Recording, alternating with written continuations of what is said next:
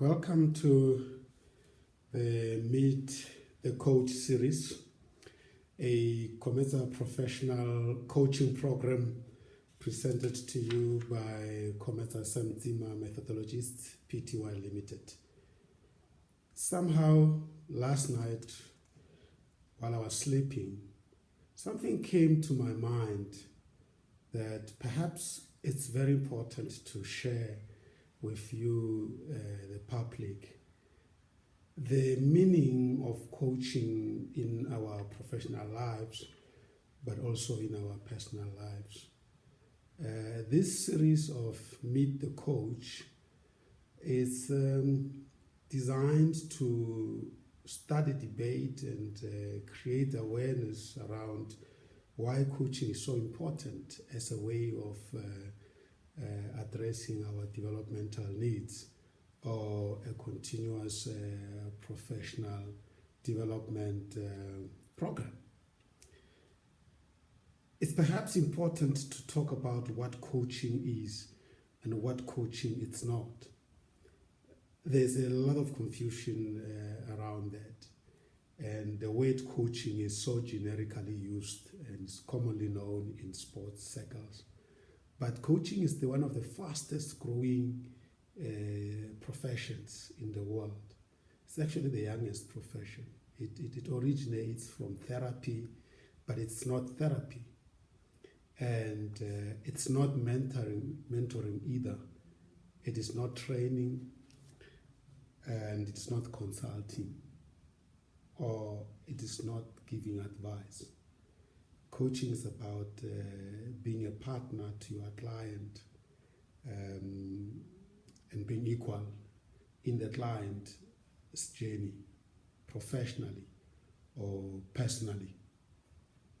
When you are a coach, you are a client thinking partner. You dance with the client and help the client find out solutions to the problems the client might be facing or the client's organization might be facing. You facilitate that process of change over a period of months with individual coaching sessions, making that coaching program. So the starting point in coaching is always the establishment of the current state of being of the client, and help the client to figure out the future ideal state of being. Once the two extremes have been defined, one is able to assist the client in letting go of the current or past practices that brought the client to where the client is. Letting go allows the client to letting go of the new ways or new behaviors, and by so doing, slowly progress towards achieving the future state of being. And in that process, during the whole coaching program, one is either orientating from the head, from the heart, or from the gut. And it's very important for the client to be aware at all times as to where the client is, or he or she is orientating from. As stated, there are differences between coaching and other related fields. Let's start with the difference between coaching and mentoring. Mentoring is when somebody that's a little bit more advanced or more experienced or even more older than the client assists the client in a practical way and to help the client to resolve or be able to perform a particular task or to deal with a particular situation in life or in business for that matter. So it is about transferring the skills to the client by the mentor, and mentee observe the client as the client, observe the mentor as the mentor is demonstrating, and thereafter the mentee try to do as the mentor has been demonstrating or has been doing. Whereas in coaching, the coach is not necessarily assisting the client in doing the task, but it is the coach is helping the client in figuring out how to resolve the issue.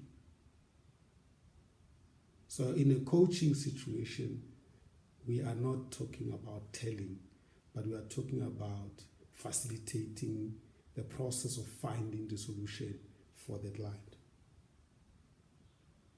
Training, on the other hand, is about standing in front of the trainee or the client and really leashing out or presenting the matter that the client has to learn, memorize sometimes, or devise a way of remembering what was taught. And hopefully the client will be able to remember that and apply it in real life situation. The other related field to coaching is consulting, which is literally about giving advice. And sometimes when the consultant is gone, the client might not be able to even resolve the issue. There's a lot of dependency there.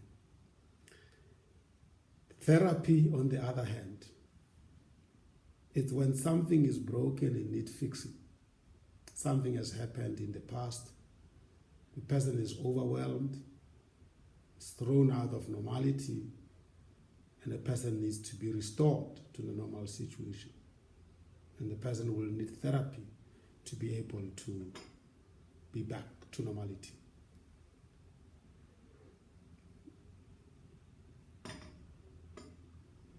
So, all these related fields should not be confused with coaching. Coaching is about partnership. Coaching is about being partners of equal. And as I said, it's a new phenomenon. It's the youngest industry. It's growing very fast. It's actually unfortunate not to have a coach. And if you don't have a coach, you have to find one now. Because a coach is like it's like you having a lawyer by your side. You need a coach by your side to be able to grow as fast as you can and be able to deal with situations of life and situations of business. So there are certain conditions that for coaching to happen. Firstly, there must be confidentiality. What is discussed between the coach and the client remains confidential. There must be transparency between the coach and the client. Honesty is very important. It's very difficult as a coach to assist your client if the client is not honest with you. Trust must be developed. Contracting alone is not enough. And yet you have to have a contract and you have to have a coaching program agreed and a contract signed off. And all the obligations must be honored. However, the relationship that the coach and the client build determines the success or the failure of the coaching program. It's very important that no coaching happens unless there is a coaching topic within which we conduct the coaching program. And that is underpinned by a coaching goal. We need to know what we are coaching to what, so that we are able to monitor the progress and report on progress. And there has to be some objectives for that coaching program.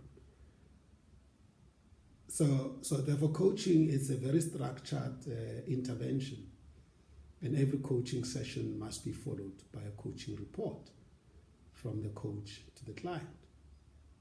And that coaching report must clearly specify the session number, the venue where the coaching took place, so that we are able to check whether we are using the appropriate venue and there are no vulnerabilities to the client, even to the coach. There has to be the date written and the duration of the coaching program. And it must be clear as to who the coach was and who the client was. And that needs to be followed by clearly stating the coaching topic in the goals and objectives as stated. So there are a number of approaches that we follow in coaching, and every session is really following those approaches. So just alone understanding what coaching is all about and what it stands for, it's very important before the actual coaching happens, because it's an ethical practice that say no one should be coerced into coaching. No one must be coached against his or her will. And in fact, no one must be coached by the coach that they don't like or they don't resonate well with. And coaches must be able to fire themselves if they believe that the situation or the client and them are not really in alignment with each other when it comes to values, practices, methodologies that they are used. And therefore, as I said, the situation must be conducive for coaching to successfully take place. So that was part A of this series, Meet the Coach, by myself, Sam Zima. Part B will be looking into details, the COMETSA approach towards coaching and the COMETSA philosophy of coaching. I thank you for listening. Should you want to talk to me about becoming your coach or to get their advice on how to engage a coach, feel free to contact us at COMETSA offices, telephone 011-974-9308, or send us an email at callcenter@cometsa-goc.com.